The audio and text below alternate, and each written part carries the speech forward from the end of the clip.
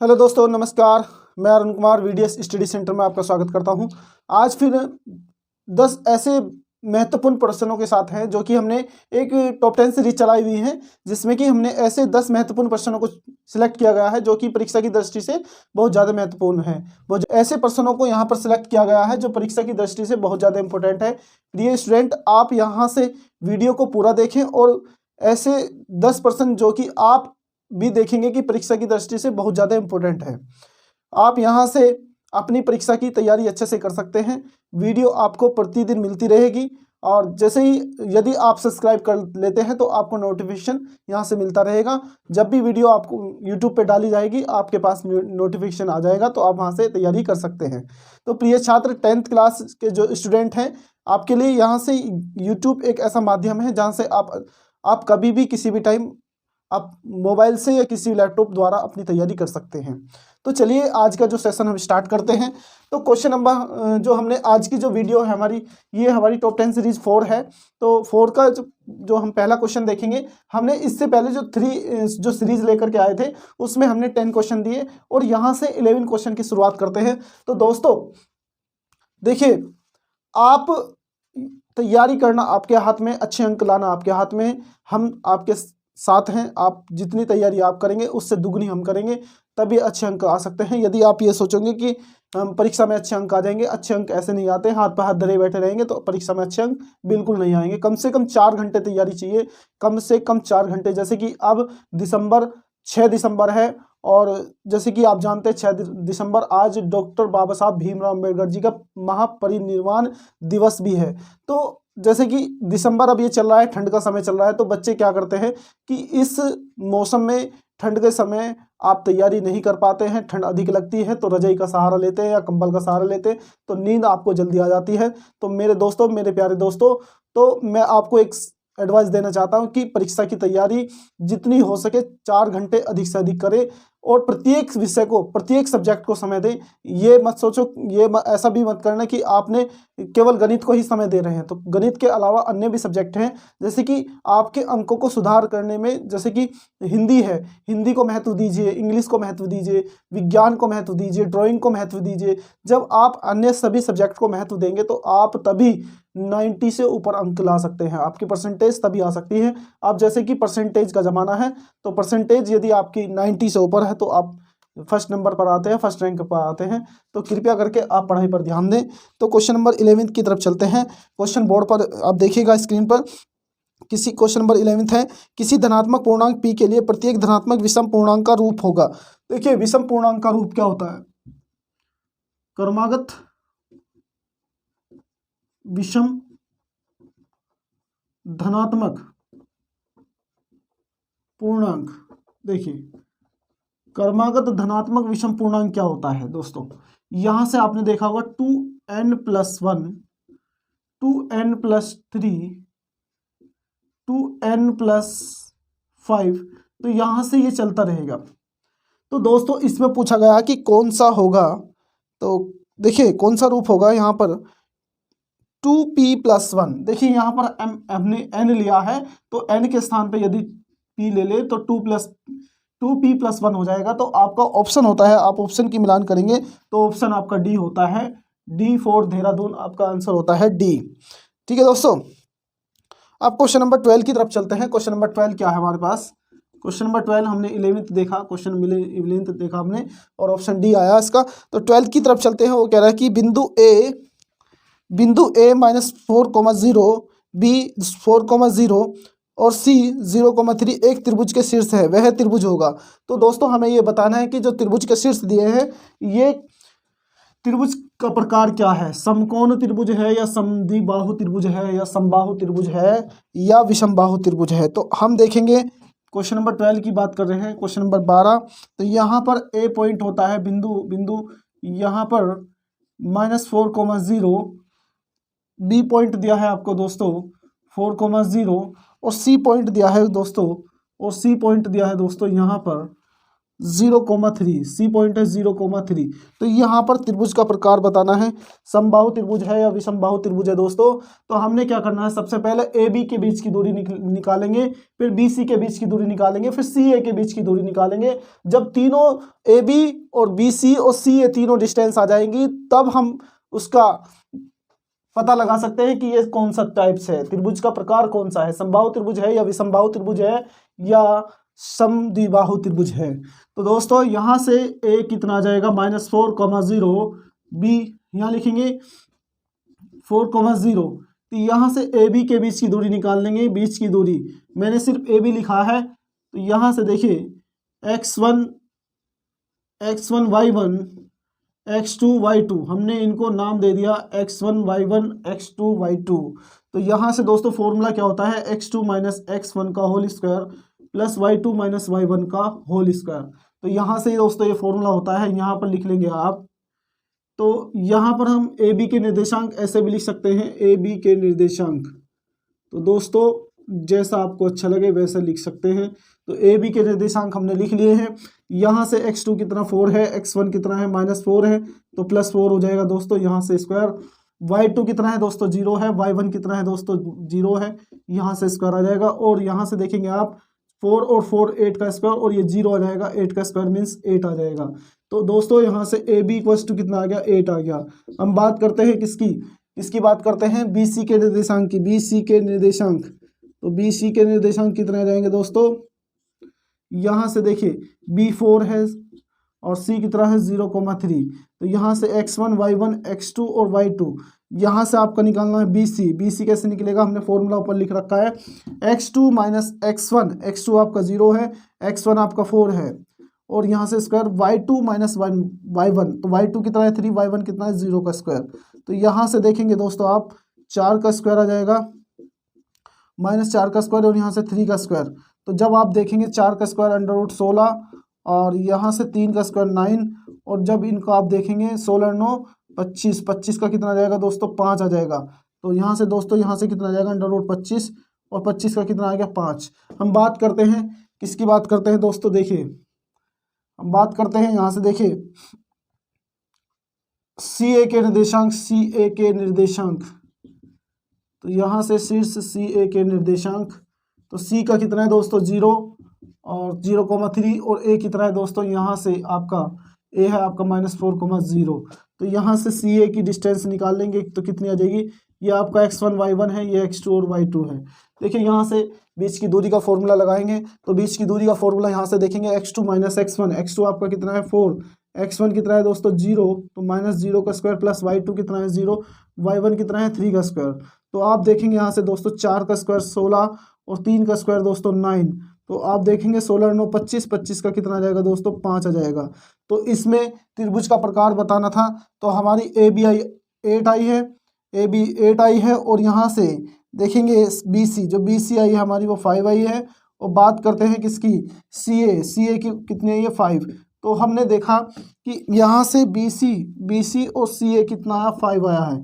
तो ये दो साइड इक्वल है, जब किसी ट्रायंगल की दो साइड इक्वल होती हैं। तो बात करते हैं हम ट्रायंगल की, तो ट्रायंगल इस प्रकार से बना लेते हैं, ये ए, ये बी, ये सी।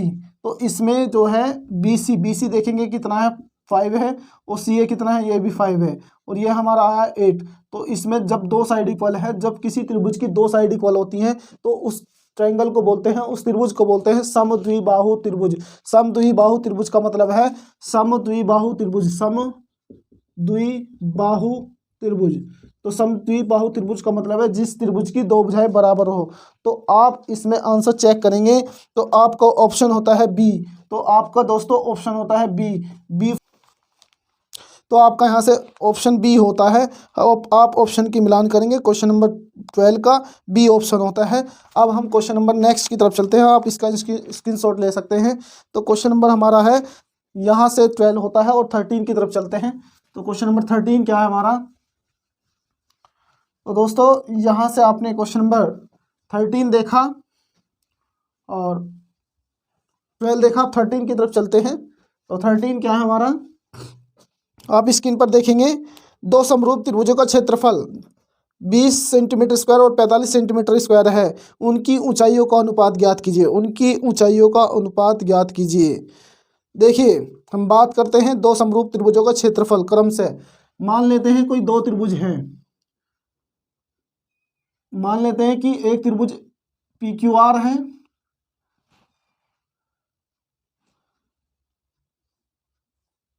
एक त्रिभुज PQR है और एक त्रिभुज आपका ABC है। तो इनकी ऊंचाइयों का अनुपात, दोस्तों इनकी ऊंचाइयों का अनुपात ज्ञात करना है। ये आपका S है और ये आपका D है। यहाँ पर ये हमने कोई ट्रायंगल लिया और ट्रायंगल में क्या करा, उनके क्षेत्रफल दिए हैं क्रम से। तो ट्रायंगल एरिया, ट्रायंगल PQR बात करते हैं कितना दिया है, एरिया 20 सेंटीमीटर स्क्वायर, और दूसरा ट्रायंगल दिया है एरिया, ट्रायंगल ABC, तो बात करते हैं 45 सेंटीमीटर स्क्वायर। तो वो कह रहा है कि उनकी ऊंचाइयों का अनुपात ज्ञात कीजिए। तो आपने एक थ्योरम पढ़ी होगी दोस्तों, थ्योरम क्या होती है, ट्रायंगल त्रिभुज PQR बटे में एरिया त्रिभुज ABC।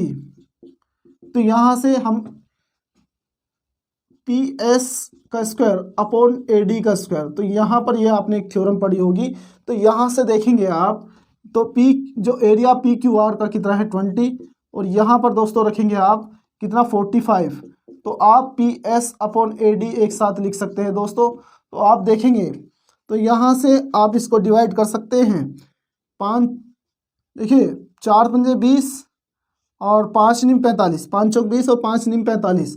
तो आप देखेंगे PS अपॉन AD का स्क्वायर कितना आ जाएगा 4/9। ये एक थ्योरम है दोस्तों।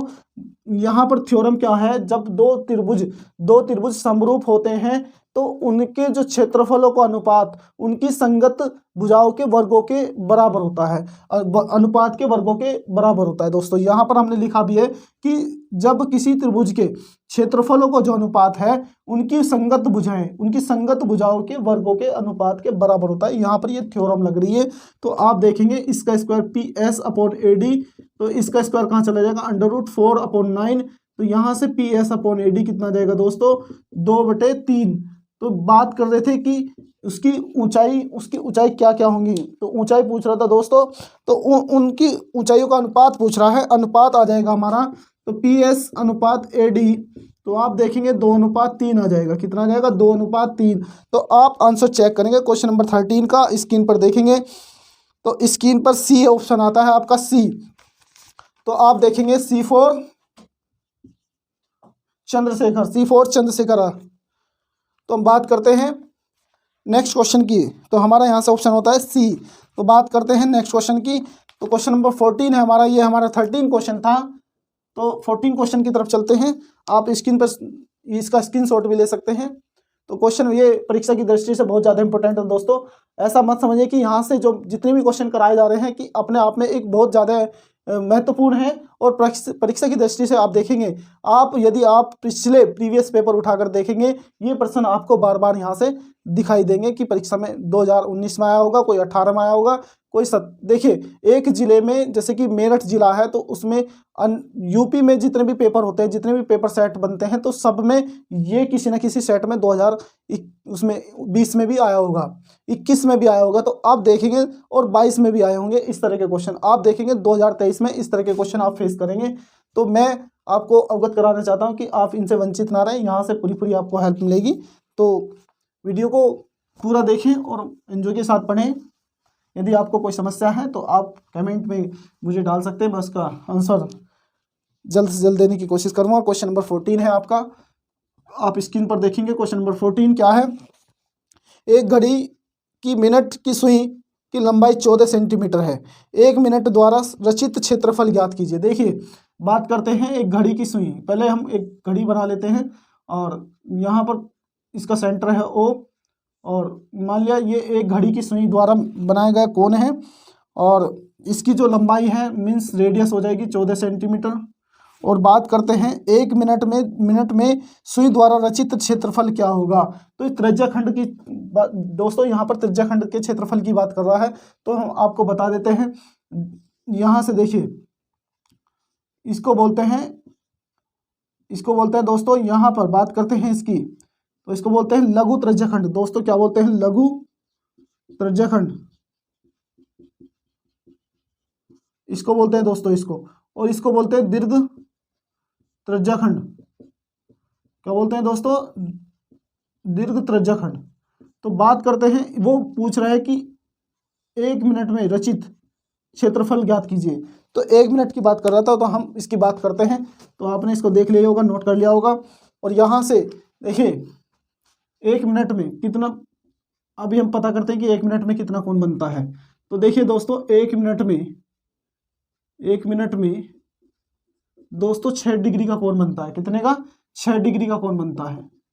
1 मिनट में 6 डिग्री का कोण बनता है। तो हम बात करते हैं किसकी, यहाँ ये 1 मिनट में कितना क्षेत्रफल इसने कवर किया है। तो बात करते हैं, देखिएगा हम थीटा बराबर आ गया 6 डिग्री और आर बराबर कितना है आपका 14 सेंटीमीटर।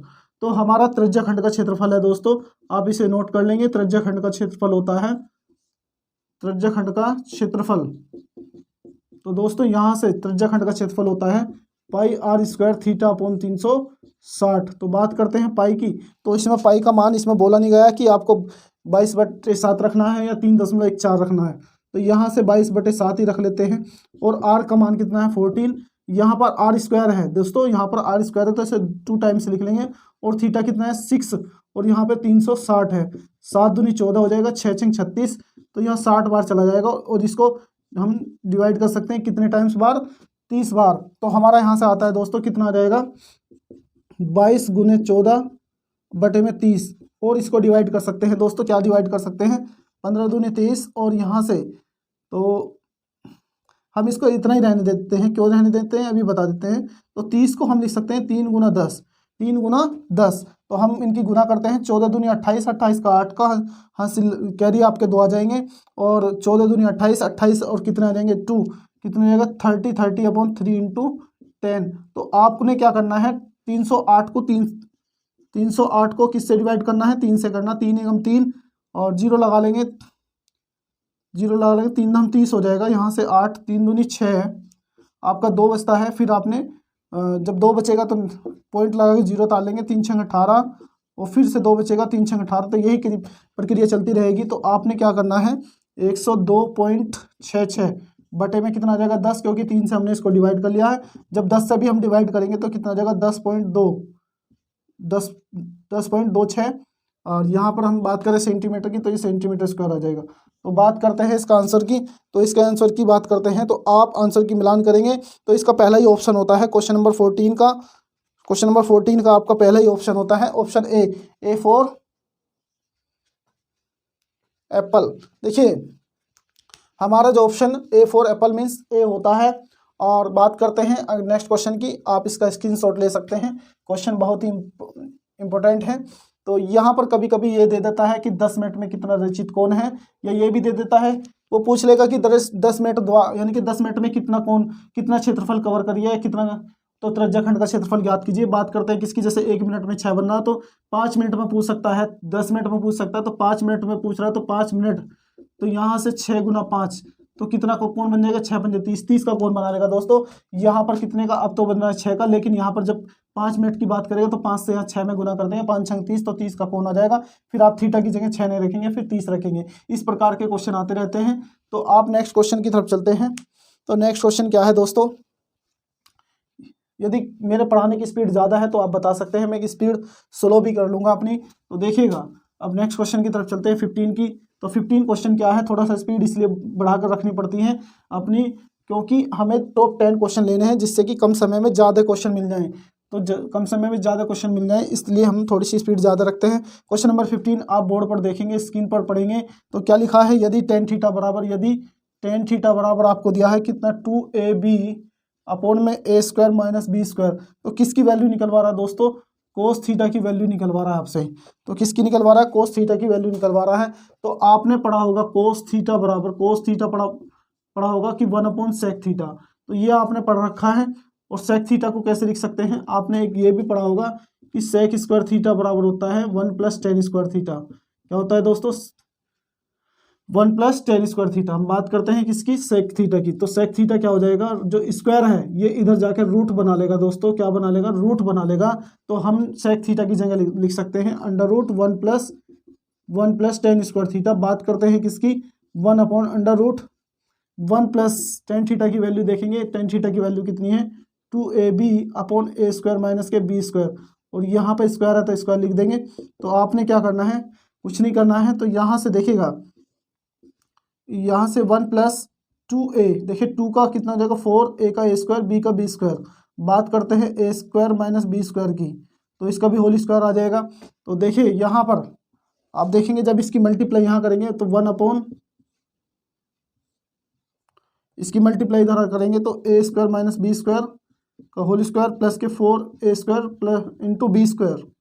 और यहाँ से देखिए इसका स्क्वायर से रूट हट जाएगा तो ये बटे में आ जाएगा कितना, a स्क्वायर माइनस के b स्क्वायर। तो ये ऊपर चला जाएगा आपका a square minus b square. जो बटे में बटे की संख्या होती है वो कहाँ चली जाती है, ऊपर चली जाती है। तो यहाँ पर देखेंगे आप, इसका होल स्क्वायर खोल लेंगे आप, a स्क्वायर a की पावर 4, या आप स्क्वायर का स्क्वायर लिख सकते हैं, a स्क्वायर का b square plus b square का b स्क्वायर माइनस, जब आप इसे खोलेंगे तो कितना जाएगा, -2 a स्क्वायर b स्क्वायर। और देखिए यहाँ पर कितना है, 4 a स्क्वायर b स्क्वायर। तो बात करते हैं किसकी, a square minus b square. और यहाँ से देखिए तो a स्क्वायर का स्क्वायर प्लस b स्क्वायर का b स्क्वायर, और यहाँ से 4 में से 2 घट जाएगा तो आपका बचेगा 2 स्क्वायर और b स्क्वायर। ठीक है दोस्तों, यहाँ से आप थोड़ा सा इधर देखेंगे, आप इधर देखेंगे थोड़ा सा,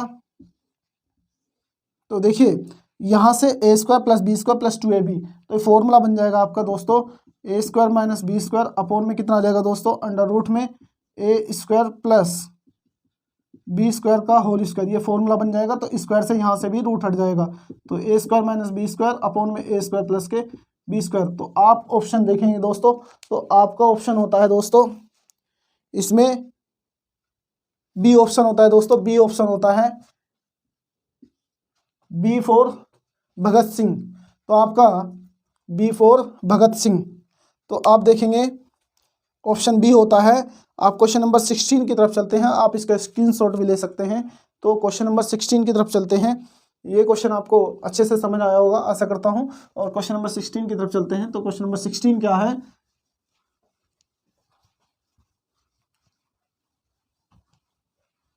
क्वेश्चन नंबर 16 की तरफ देखेंगे बोर्ड पर। एक बारंबारता बंटन के लिए माध्य, माध्यिका और बहुलक के बीच संबंध क्या है। मैंने ये पिछली जो टॉप 10 सीरीज में पहली वीडियो है उसमें ये क्वेश्चन आया था। तो क्वेश्चन की बात करते हैं 16 की। तो देखिए बहुलक क्या होता है, बहुलक की बात करते हैं। तो बहुलक क्या होता है, 3 माध्यिका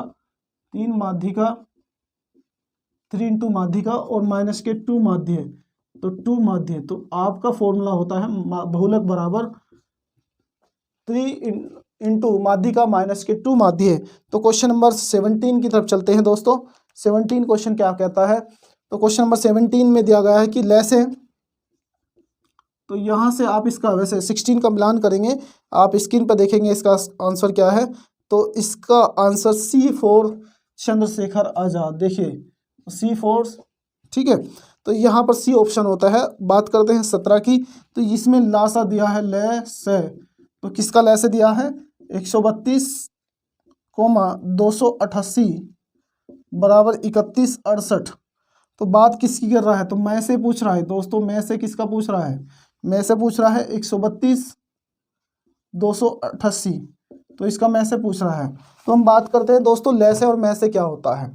देखिए लैसे, इसको इंग्लिश में हम बात करें तो इसको लैसे को एलसीएम पढ़ते हैं दोस्तों, और मैसे की बात करें तो इसको एचसीएफ पढ़ते हैं दोस्तों।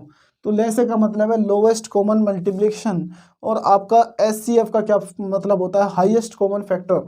तो देखिएगा जैसे कि हमने 2 यहाँ पर कोई डिजिट ले ली 15, तो 15 को हम कैसे ब्रेक करेंगे, तो 3 इंटू 5 इंटू 1 लिख सकते हैं।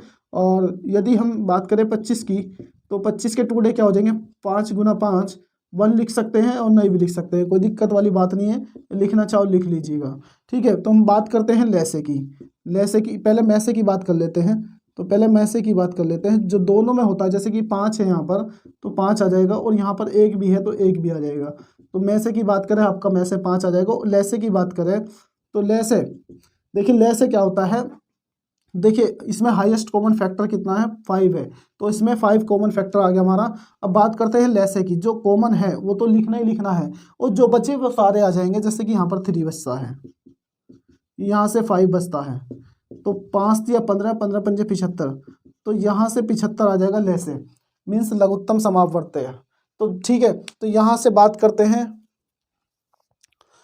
तो यहाँ से लैसे हमारा आ गया 75। तो हमारा क्वेश्चन ये है, हम इसकी तरफ चलते हैं। ये मैंने आपको समझाया कि आप लैसे और में से क्या होता है। तो हम क्वेश्चन नंबर 17 की तरफ चलते हैं अपने। तो यहाँ से देखेंगे इसका एचसीएफ की बात कर रहा है, तो एचसीएफ निकालने के 2 तरीके हैं, मैं आपको बता देता हूँ। आपने क्या करना है, 288 को 132 से डिवाइड करना है। किससे करना है, 132 से डिवाइड करना है। तो ये 2 टाइम चला जाएगा, 2 2 जा 4 और 2 3 जा 6 और 2 1 जा 2। तो आपने क्या करना है, इसको यहाँ से सब्ट्रैक्ट करना है। तो सब्ट्रैक्ट करके 4 2, तो फिर से आप जो 32 है 132 को यहाँ लिख दीजिए आप 132। अब देखिए 2 6 का 12, तो यहाँ पर 6 चौक 24, तो 2 6 पर नहीं चलेगा, तो 2 पंजे 10, 5 चौक 20, तो 2 4 पे चला देते हैं, तो 4 चौक 16 का 6 और 4 दूनी 8 और 1 9। अब बात करते हैं 5 पे चला के देख लेते हैं, 5 पे चलता नहीं चलता है। 5 चौक 20, 2 5 दूनी 10 और 2 12, तो यहाँ पर दोस्तों 5 पे चल जाएगा।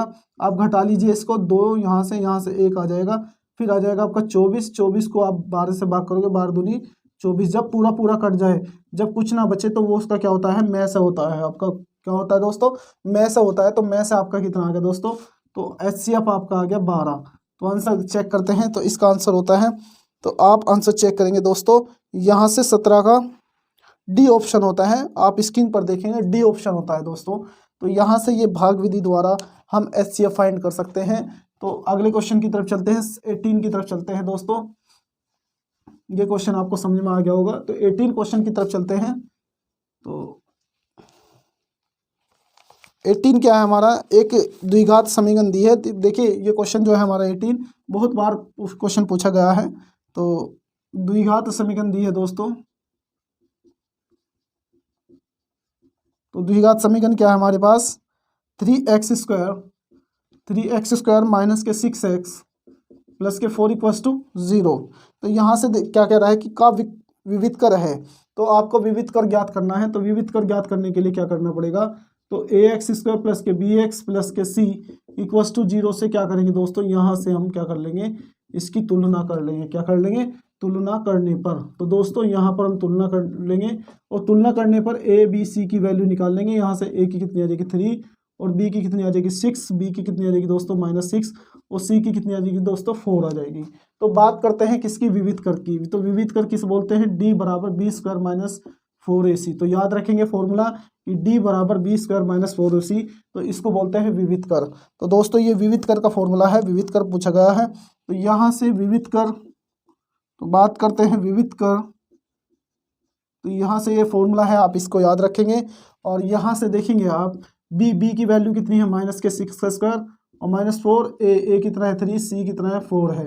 तो 6 का वर्ग 36 माइनस 4 चौक 16, 16 3 48 आ जाएगा। तो यहाँ से देखेंगे दोस्तों 48 में से 36 आप घटा देंगे तो माइनस के 2, और यहाँ से 4 में से 3, तो यहाँ से माइनस के 12। तो ये ऑप्शन चेक करते हैं आप। तो ऑप्शन आपका आता है माइनस के 12, ऑप्शन सी होता है। तो ऑप्शन सी होता है, आप इसमें चेक कर सकते हैं, कैमरे के सामने आपका आंसर चेक कर सकते हैं। तो आंसर होता है 18 का सी आंसर होता है। तो सी की तरफ चलते हैं, सी हमारा -12 है। अब बात करते हैं 19 क्वेश्चन वेरी वेरी इंपॉर्टेंट है। तो क्वेश्चन 19 देखेंगे। तो मुझे किसी बच्चे ने कहा था सर जो मॉडल पेपर में प्रैक्टिस सेट दिए हैं उनके जो क्वेश्चन हैं उनको सर समझा दीजिए। तो मैं वीडियो के माध्यम से आपको यहाँ से टॉप 10 क्वेश्चन दे रहा हूँ, तो आप इनका पूरा लाभ उठाएं। तो क्वेश्चन नंबर 19 की तरफ चलते हैं। तो 19 क्या है, तो क्वेश्चन 19 देखेंगे। तो 19 क्वेश्चन आप देखेंगे, बिंदु दिए हैं, बिंदु आपको बिंदु दिए हैं, पढ़ेंगे क्वेश्चन आप। तो बिंदु -a बिंदु दिया है -4,2, और यहाँ से तथा b दिया है, b आपको दिया है b 5,6। तो यहाँ से 5,6 दिया है। तो आगे आप क्वेश्चन पढ़ेंगे। वो कह रहा को जोड़ने वाले बिंदु a -4,2 तथा बी 5,6 को जोड़ने वाले रेखाखंड का मध्य बिंदु P, तो जोड़ने वाले का रेखाखंड मध्य बिंदु दिया है, मध्य बिंदु क्या दिया है दोस्तों, तो यहाँ से देखेंगे मध्य बिंदु क्या है आपका P मध्य बिंदु है A/8 और यहाँ से 4। तो क्या पूछ रहा है, ए की वैल्यू पूछ रहा है दोस्तों, ए की वैल्यू पूछ रहा है। तो यहाँ पर आपको हम क्वेश्चन बिल्कुल साधारण तरीके से बताते हैं। मान ले कोई ये ए पॉइंट है और ये बी पॉइंट है और ये इसका पॉइंट है -4,2 और ये इसका पॉइंट है 5,6 और यहाँ पर कोई पी पॉइंट है और ये पी पॉइंट दिया है A/8 और बी दिया है कितना, सॉरी वाई कितना दिया है, वाई दिया है आपका 4। तो ए की वैल्यू फाइंड करवा रहा है दोस्तों, ए की वैल्यू फाइंड करवा रहा है। तो आपने मध्य बिंदु का एक फॉर्मूला पढ़ा होगा, मध्य बिंदु। तो मध्य बिंदु जब भी हम निकालते हैं तो इसी फॉर्मूले से निकालेंगे। तो देखिए x1 + x2/2 और y1 + y2/2, तो ये आपका मध्य बिंदु का फॉर्मूला है। तो हम बात करते हैं, ये x1 है, ये y1 है और ये x2 है और ये y2 और ये मध्य बिंदु P जो है मिड पॉइंट है। तो मिड पॉइंट की बात करते हैं दोस्तों, यहाँ से x1 कितना है आपका, x1 - 4 है, x2 कितना है 5 है दोस्तों, यहाँ से अपॉन में 2 और y1 कितना है 2 और y2 कितना है दोस्तों 6 है, अपॉन में 2 आ जाएगा यहाँ से। तो बात करते हैं किसकी, यहाँ से 1/2 आ जाएगा, कोमा 6 और 2 8/2। तो बात करते हैं किसकी, 1/2 और 2 चौक 8, यहाँ से 4। देखिए ये भी मिड पॉइंट है और ये भी मिड पॉइंट है, ये भी P बिंदु मध्य बिंदु P, ये भी मध्य बिंदु P के निर्देशांक है और ये भी P के निर्देशांक है। दोनों को बराबर रख देंगे दोस्तों, दोनों को बराबर रख देंगे। क्या कर देंगे, दोनों को बराबर रख देंगे। क्यों बराबर रख देंगे, क्योंकि दोनों ही मध्य बिंदु के निर्देशांक हैं। यहाँ से 1/2, यहाँ से 4, देखिए दोनों सेम है, दोनों सेम ही आएंगे। तो A/8 बराबर 1/2, 2 चौक 8, यहाँ से 4 आ गया। तो 4 की मल्टीप्लाई को 1 में कर देंगे, तो 4 एकम 4, यहाँ से आ जाएगा A बराबर 4। तो आप ऑप्शन चेक करेंगे तो ऑप्शन होता है आपका, यहाँ से ऑप्शन होता है आपका D4, यहाँ से डी ऑप्शन होता है। तो D4 कुछ भी लिख लीजिए, D4, तो ऑप्शन डी होता है। और अंतिम क्वेश्चन की तरफ चलते हैं। तो यहाँ से आपने इसका स्क्रीनशॉट भी ले लिया होगा। तो यहाँ से हम क्वेश्चन नंबर 20 की तरफ चलते हैं, जो कि आज का हमारा अंतिम क्वेश्चन होता है। तो वीडियो कैसी लगी आप कमेंट में बताइए, आप कहाँ से हैं, किस विद्यालय में पढ़ रहे हैं, तो उसका भी पूरा एड्रेस दीजिए, जिससे कि मुझे पता चल जाए कि मेरी वीडियो कहाँ तक पहुँच रही है। तो क्वेश्चन नंबर 20 की तरफ चलते हैं। त्रिभुज PQR में PQ 6√3 सेंटीमीटर, PR 12 सेंटीमीटर और QR 6 सेंटीमीटर। तो Q है। अब बात देखिए, ये क्वेश्चन पिछले क्वेश्चन उसमें भी आया था प्रैक्टिस सेट में। तो यहाँ से देखिए एक त्रिभुज है PQR की बात करते हैं और इसमें PQ दिया है। PQR में PQ आपको दोस्तों कितना दिया है, 6√3। मैं इसका आंसर ऐसे ही बता दूंगा, ये Q की बात कर रहा है दोस्तों। Q आ जाएगा 90 एंगल, कितना आ जाएगा 90 एंगल, क्योंकि ये पिछला भी आया था, पिछले प्रश्न पत्र में भी आया था। यहाँ से PR कितना आ जाएगा 12 सेंटीमीटर और नेक्स्ट क्या है QR, बोर्ड पर देखेंगे आप 6 सेंटीमीटर। तो Q एंगल Q की बात कर रहा है, तो Q के बारे में हम बताएंगे।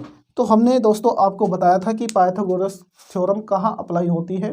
तो या तो अप्लाई होगी समकोण त्रिभुज में, देखिए समकोण त्रिभुज में ही होती है, या का कोई मतलब नहीं है। यहाँ पर केवल और केवल समकोण त्रिभुज में ही पाइथागोरस थ्योरम अप्लाई होती है। और समकोण त्रिभुज में हम बात करें, समकोण त्रिभुज में कर्ण सबसे बड़ी भुजा होती है। कर्ण क्या होती है दोस्तों, सबसे बड़ी भुजा होती है। तो सबसे बड़ी भुजा क्या होती है दोस्तों, हम यहाँ पर इसको अभी नहीं लिखेंगे। तो सबसे बड़ी भुजा क्या है, 12 है। और यहाँ से P, देखिए अगर हम बात करें PQR की, तो हमने PQ कितना रखा है आपका 6√3 और यहाँ से बात करें PR की, PR हमने 12 रख लिया है और यहाँ से ये 6 आ जाएगा। यदि यहाँ पर ये पाइथागोरस थ्योरम अप्लाई हो जाती है, कर्ण का वर्ग, देखिए कर्ण का वर्ग, आधार का वर्ग और प्लस लंब का वर्ग, यदि ये आपका कर्ण होता है, ये आपका लंब होता है दोस्तों और ये आपका आधार होता है।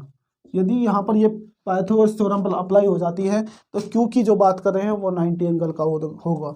ठीक है, यहाँ से कर्ण कितना है दोस्तों 12 का वर्ग, आधार कितना है 6 का वर्ग और लंब कितना 6√3 का वर्ग दोस्तों। यहाँ से 12 का 144, 6 का 36 और यहाँ से 6 का 36 हो जाएगा दोस्तों और यहाँ से √3 का 3 हो जाएगा। तो यहाँ से 144 और 36 और 36 दिया तो 3 छंग 18, 108 हो जाएगा दोस्तों।